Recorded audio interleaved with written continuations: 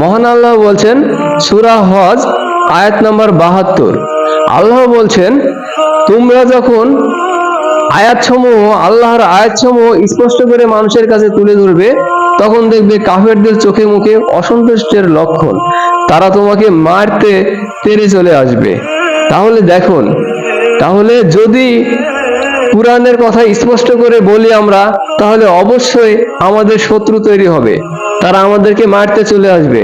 তাহলে কি দাঁড়াচ্ছে, যার প্রতি যে ঘন্টার পর ঘন্টা ওয়াজ করে যায়, এই পথভ্রষ্টের যুগে, এই নমরুদের যুগে, এই ফেরাউনের যুগে, এই নিজস্ব নফসের গোলামের যুগে আপনি ওয়াজ করে যাচ্ছেন ঘন্টার পর ঘন্টা, অথচ কেউ আপনার উপর বিরক্ত হচ্ছে না, সবাই খুশি হয়ে যাচ্ছে।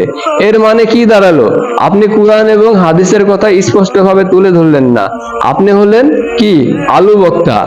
তেল তেলে ওয়াজ করে লাভ নাই, খসখসি ওয়াজের দরকার আছে। মহান আল্লাহ তাআলার পক্ষে কথা বলতে হবে, স্পষ্টভাবে বলতে হবে, তা না হলে হবে না। আমরা যদি শুধু ভয় পেতে থাকি, যদি কুরআন এবং সহিহ হাদিসের কথা যেগুলো স্পষ্ট করলে বললে সমাজে সমস্যা হবে, সমাজের লোক খুশি হবে না, আমরা যদি এভাবে গোপন করতে থাকি, তাহলে মহান আল্লাহ তাআলা শেষ বিচারের দিন আমাদেরকে পাকড়াও করবে। আর আমরা কেবল